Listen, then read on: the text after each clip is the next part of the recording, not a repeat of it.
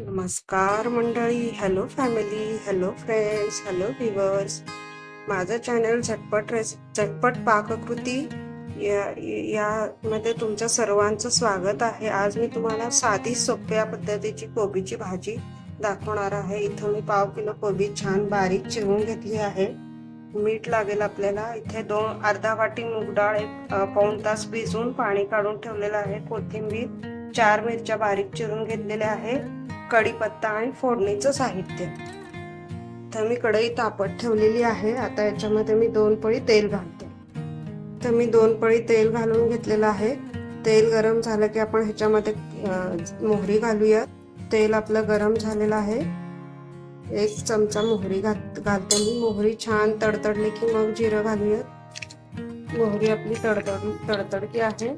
आता याच्यामध्ये मी 1 चमचा जिरं घालते आहे. कढीपत्ता,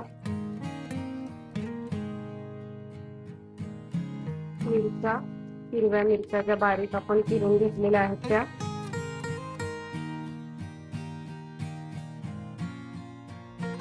हिंग 1 चमचा आणि हळद 1 चमचा. आता ही थोडी परतली की आपण ह्याच्यामध्ये कोबी घालूया. थोडीशी कोथिंबीर पण घालूयात आपण ह्याच्यामध्ये. कोथिंबीर फोडणीमध्ये घातली की त्याचं चव छान उतरते भाजीमध्ये कोणत्याही. आणि कोबीच्या भाजीलाही थोडंसं तेल रोजच्या भाज्यांपेक्षा जास्त लागतं मैत्रिणींनो, ते मगच छान होते ती भाजी. आता आपण ह्याच्यामध्ये कोबी घालून घेऊया. आता मी हे छान मिक्स करून घेते. मिक्स करून झालेला आहे मैत्रिणींनो. छान ह्याच्यामध्ये मी 2 चमचे मीठ घालून घेते आहे आणि थोडीशी साखर घालते. आता मी हे छान मिक्स करून एक वाफ काढून घेते आणि नंतर तुम्हाला दाखवते. इथं मी मैत्रिणींनो 7 ते 10 मिनिटं छान वाफ काढून घेतलेली आहे. त्यामध्ये आपण आता मूग डाळ घालून घेऊ. मी मूग डाळ घालून घेते, मिक्स करून घेते आणि नंतर तुम्हाला दाखवते. छान मिक्स करून घेतलेलं आहे मैत्रिणींनो मी. आता आपण ह्याला 5 मिनिटं अजून वाफ काढू. मग काढली आपण.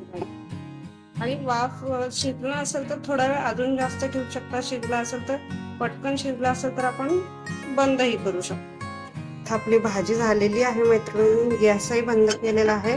छान 5 मिनिटं वाफ काढून घेतलेली आहे. वाफ काढायची म्हणजे फक्त नुसतं झाकून नाही ठेवायचं, मध्ये मध्ये हलवतही राहायचं मैत्रिणींनो, म्हणजे ती खाली लागत नाही बुडाला. तर आपली भाजी झालेली आहे. आता मी बाउलमध्ये काढून तुम्हाला दाखवते. बघा, भाजी झालेली आहे.